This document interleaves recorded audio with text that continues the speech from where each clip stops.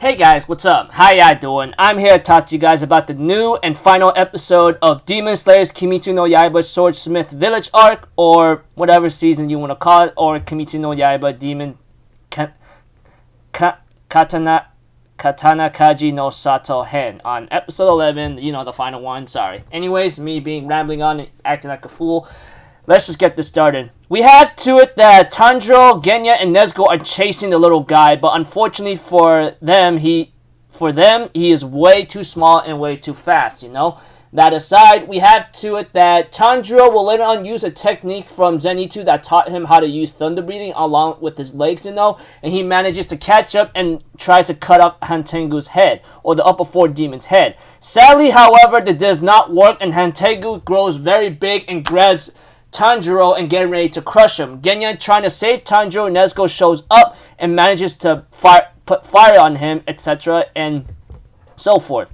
We have to it eventually that they both go to an open field, and we had to it Hantengu is actually very weakened because his other demon emotion, hatred, or Zohutsukin, however you want to call it, is actually taking up too much power, which is why his regeneration abilities is weak.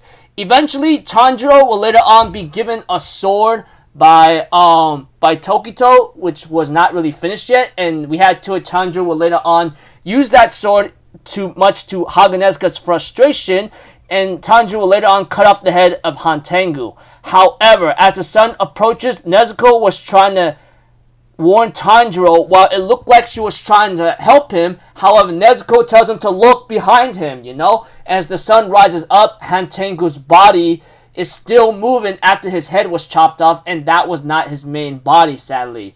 And we had to it eventually. The sun is rising up right now, and Tanjiro does not know what to do, because if Nezuko gets exposed to the sunlight, she will die. And she does not know what to do exactly. Eventually, Nezuko kicks him away and tells him to go and just finish the job. Eventually, Tanjiro will later on go to the freaking demon, use a technique, and finally kills Hantengu once and for all, saving the other swordsmiths. Yes, as I said, I'm sorry to left this out last minute. I was trying to get to the point.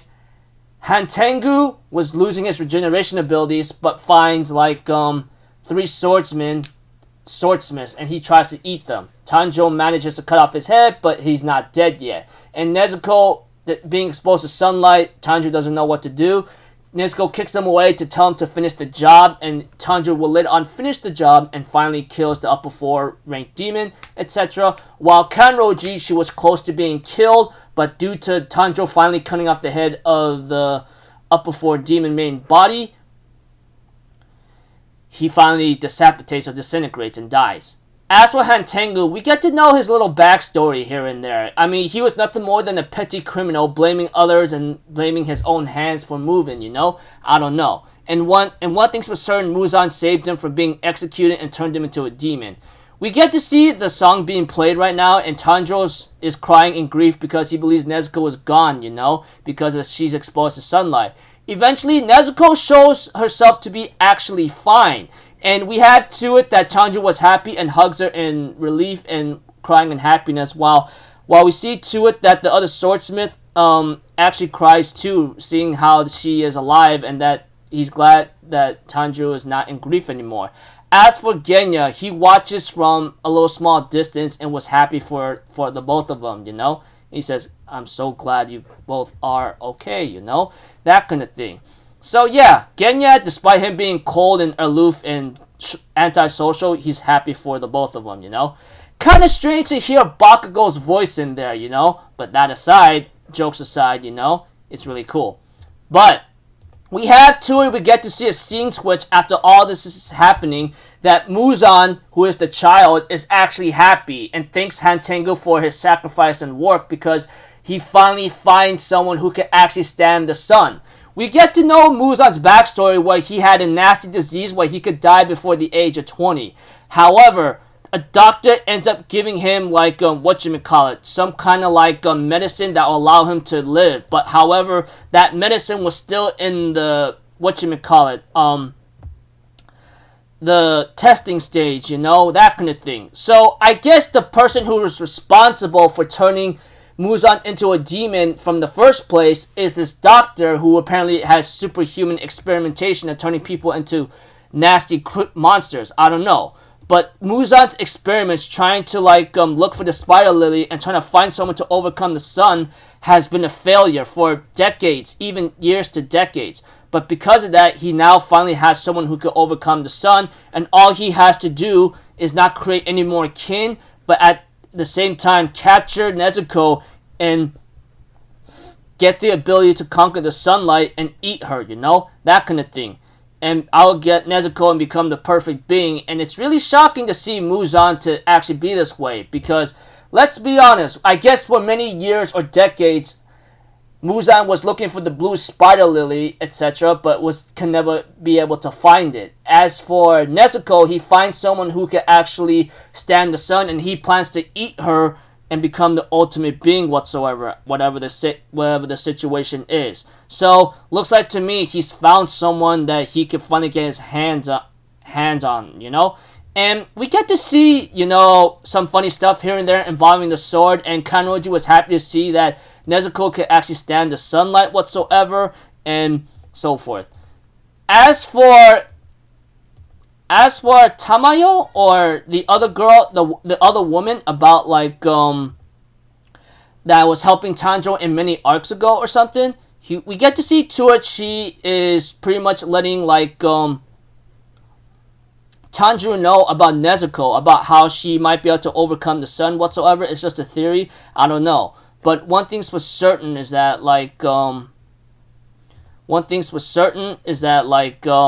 Tamayo finally decides to send a message to Tanjiro and let him know that this is just a theory whatsoever, but Nezuko may be able to overcome the sunlight whatsoever, you know, in the near future. We get to see to it that Tanjiro gets a big farewell, and Hotaru or Hagunazuka tells him, "I'll continue making your sword here and there," despite him being comically awkward. And Tanjiro finally giving a big goodbye whatsoever is really, really, really nice, and so forth. And I'm pretty sure you guys know the news, you know, the new arc of Demon Slayers is going to come about, you know, it is pretty much on the way. We don't really know when it's going to get released, but from what I heard, it's a very short arc, you know. It's called the Hashira Training Arc, or Hashira Gekko Hen, whatsoever, you know. We don't know when it's going to be released, but I got a feeling it may come out as a film or as a short season, because honestly, we don't really know what's bound to happen, but we'll have to see. I mean, it's pretty exciting to see Demon Slayers is getting the green light production since the manga's already finished and they want to catch up and finish it quickly. That aside, yeah, pretty cool. Now, in this episode, you know, pretty crazy stuff. I mean, the way how Tanjiro manages to kill the Upper Four Demon, but he couldn't do it alone as always. He always needed the help, no matter what.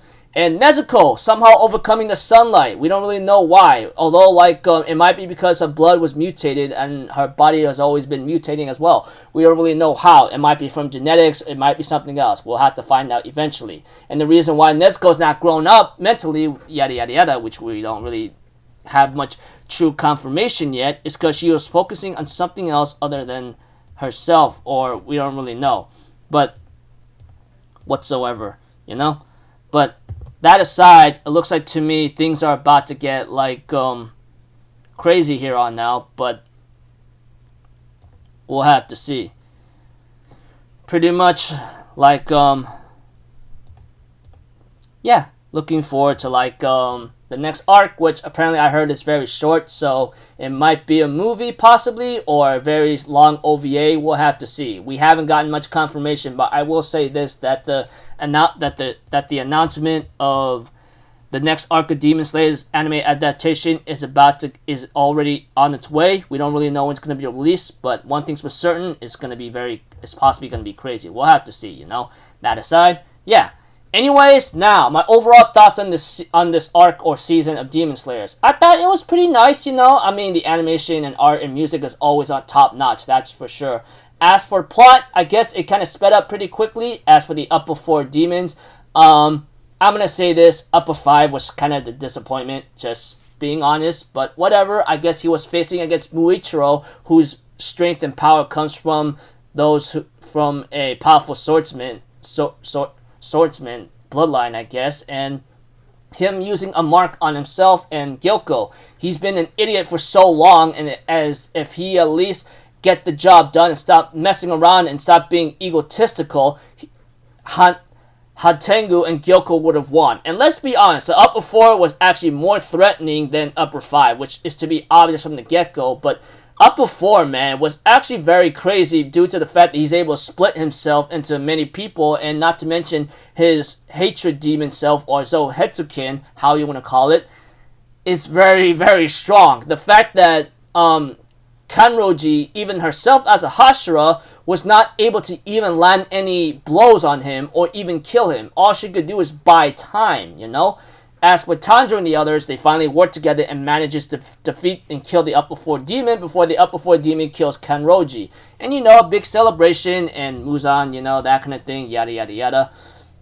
So yeah, just the upper 4 demon was actually much more better and interesting than the fish looking like upper 5 demon, because let's be honest, upper 5 was a disappointment, but at the same time, you know, I guess its arrogance and stupidity was beyond freaking scope of the scale, because if he only killed freaking Haganezuka and stopped messing around and try to get him to not like be so focused and all, he would have not, upper 4 would have won despite even Gyoku, even if he was to be killed whatsoever and so forth. Like I said, I mean, like, Gyoko was a disappointment, but that's just who he is. I guess that's just why they are below the lower ranks of the upper 6, that aside. But yeah, anyways, yeah. So pretty much art, music, animation, choreography, and all that was all pretty nice and good. As for the plot, it gets whatever, you know. But I had my fun, you know. It is what it is, you know.